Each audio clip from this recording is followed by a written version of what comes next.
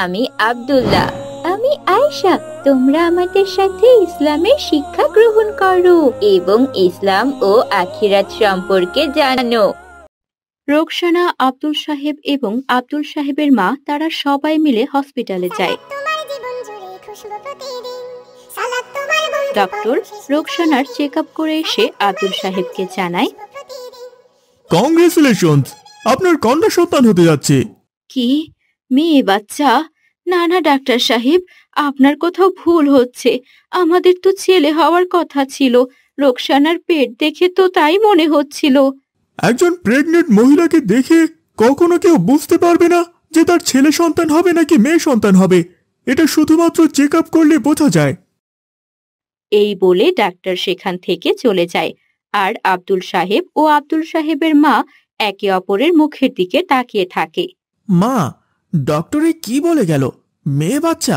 না না, এ কিছুতেই হতে পারে না। আমি কিছুতেই মেনে নিতে পারবো না মা। আমি সব সময় ছেলে বাচ্চা চেয়েছি। এখন এসে যদি মেয়ে বাচ্চা হয় তাহলে তো আমি কিছুতেই মেনে নেব না মা। সেটাই তো বাবা, আমিও তো এটা কিছুতেই মেনে নিতে পারছি না। কিন্তু এখন তো আমাদের কিছু করার নেই। যা কপালে ছিল তাই হবে। আব্দুল সাহেব ও তার মা এটা কিছুতেই মেনে নিতে পারছে না যে তাদের ঘরে একটা কন্যা সন্তান আসতে যাচ্ছে। এভাবেই দিনের পর দিন কাটতে থাকে।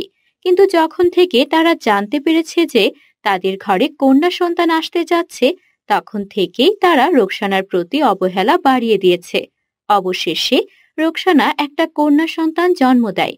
তাকে বাড়িতে নিয়ে আসলেও কেউই সেই কন্যা সন্তানকে কোলে নেয় না।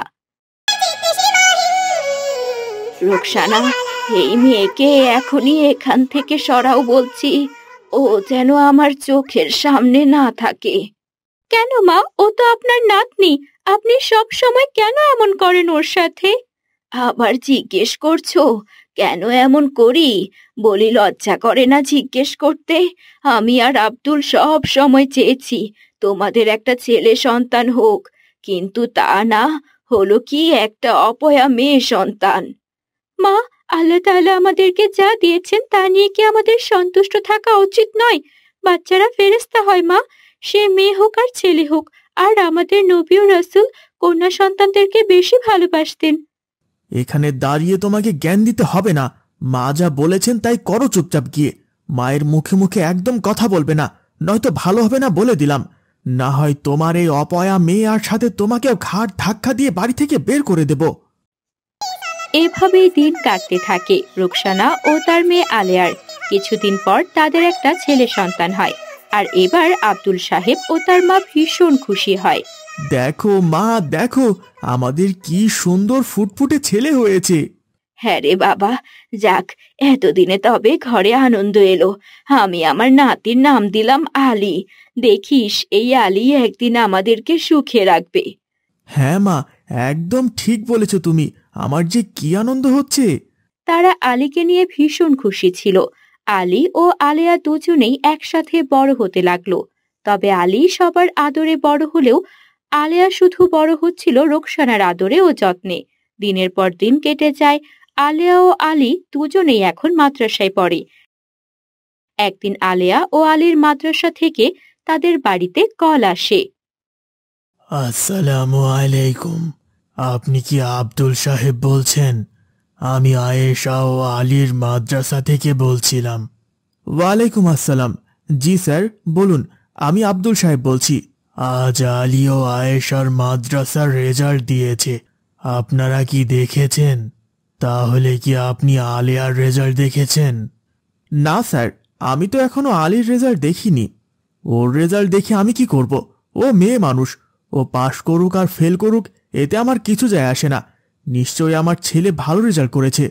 না আব্দুল সাহেব, আপনার ধারণা একদমই ভুল। আপনার ছেলের রেজাল্ট আপনি একবার তার থেকেই দেখে নেবেন। তবে আলিয়া খুব ভালো স্টুডেন্ট, ও সব বিষয়ে পাশ করেছে মাশাআল্লাহ। এই বলে আব্দুল সাহেব আলীকে ডাকে। হ্যাঁ বলুন, আমায় ডেকেছেন কেন? দেখছেন না আমি টিভি দেখছি। হ্যাঁ বাবা, তা তো দেখছি। আচ্ছা আলী, আজ তো তোমার মাদ্রাসার রেজাল্ট দিয়েছে। কই দেখি তোমার রেজাল্ট কার্ডটা দেখি। ইয়ে মানে বাবা। ইয়ে মানে কেন করছো বাবা? যাও, আমি এখানে অপেক্ষা করছি, তুমি রেজাল্ট কার্ডটা নিয়ে এসো। এরপর আলী গিয়ে তার রেজাল্ট কার্ডটা নিয়ে এসে তার বাবা আব্দুল সাহেবকে দেখায়। আব্দুল সাহেব দেখে তার ছেলে আলী প্রতিটা বিষয়ে ফেল করেছে। তখন রোকসানা বলে, দেখেছেন, যেই ছেলেকে আপনি এত মাথায় তুলে রেখে কতগুলো প্রাইভেট পড়িয়েছেন, সে আজ প্রতিটা সাবজেক্টে ফেল করেছে।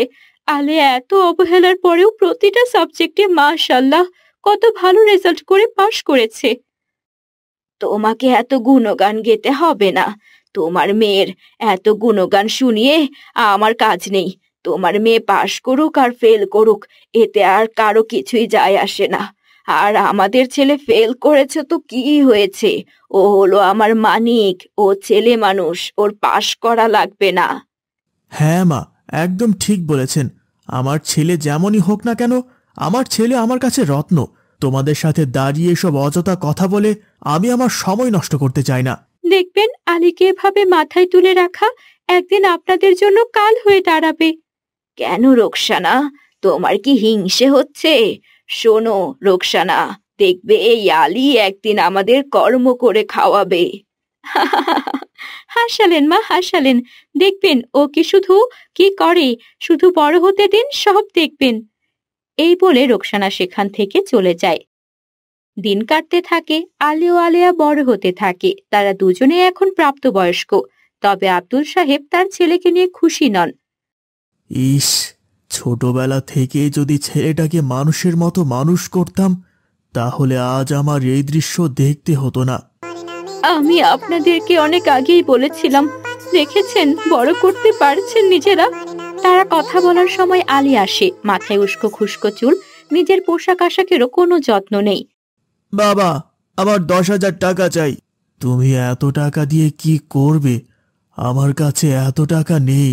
আমি কি করব সেই কৈফিয়ত কি তোমাকে দিতে হবে? আমি টাকা চেয়েছি, আমাকে টাকা দাও, আমার তাড়াতাড়ি দরকার। টাকা চাইলেই কি পেয়ে যাবে? টাকা কি গাছে ধরে নাকি আলী? আর তুমি এইভাবে কেন ঘোরো সব সময়? গ্রামের সবাই বলে তুমি নেশা করে বেড়াও। আমার কি কোনো মান সম্মান নেই? আমাকে অত কথা শুনিয়ে লাভ নেই। ছোটবেলা থেকে আমি যা চেয়েছি তাই পেয়েছি। এখন আমাকে এসব জ্ঞান দিতে আসবে না। সন্ধ্যার মধ্যে যেন আমি টাকাটা পেয়ে যাই। এই বলে আলী রাগান্বিত হয়ে সেখান থেকে চলে যায়। ঠিক তখনই আলেয়া খুশি হয়ে লাফাতে লাফাতে বাড়িতে ঢুকে। মা, মা, জানো আমার সরকারি চাকরি হয়ে গেছে, আলহামদুলিল্লাহ। মাশাআল্লাহ আলেয়া, এ তো খুব খুশির সংবাদ মা। আমি জানতাম তুই বড় হয়ে নিশ্চয়ই ভালো কিছু করবি। আলীর বাবা, দেখছেন, আপনি সরকারি চাকরি পেয়েছে আমাদের মেয়ে। যেই মেয়েকে ছোট থেকে অবহেলা করেছেন, অনাদরে রেখেছেন, বাবার আদর দাদির যত্ন যে মেয়ে পায়নি, সে আজ নিজের পায়ে দাঁড়িয়েছে। আব্দুল সাহেব মাথা নিচু করে দাঁড়িয়ে থাকে আর তার চোখ থেকে টিপ টিপ করে পানি গড়িয়ে পড়তে থাকে। আমাকে আর লজ্জা দিও না। আমি ভাবতাম মেয়েরা সব সময় অবহেলার পাত্র, ওরা আমাদের কোনো কাজে লাগে না। ভেবেছিলাম আমাদের ছেলে বড় হয়ে আমাদেরকে দেখবে, কিন্তু আমাদের ভুল হয়েছে। এতটা বছর আমরা শুধু ভুল করে এসেছি। আজ এসে আমরা আমাদের ভুল বুঝতে পারছি। আমাদেরকে তোমরা ক্ষমা করে দাও মা। আলিয়া দাদু ভাই, আমাদের ক্ষমা করবে না? এইসব তোমরা কি বলছো দাদি? আমি কখনোই কোনো কিছু মনে করিনি। মা সব সময় বলতো, দেখিস একদিন সবকিছু ঠিক হয়ে যাবে। তোর দাদি আর তোর বাবা তাদের ভুল বুঝতে পারবে। আমি আল্লাহর উপর বিশ্বাস করেছিলাম দাদি, আর দেখো আজ আমার আল্লাহর প্রতি বিশ্বাস আমাকে ফিরিয়ে দেয়নি, তোমাদের ভালোবাসা পাইয়ে দিয়েছে। তুমি জীবনে আরো অনেক বড় হও মা, আরো অনেক বড় হও। ছেলে মেয়ের মধ্যে পার্থক্য করে জীবনের সবচেয়ে বড় ভুল করেছিলাম, আর আজ সেই ভুল বুঝতে পেরেছি। আল্লাহ, তুমি আমাকে ক্ষমা করো।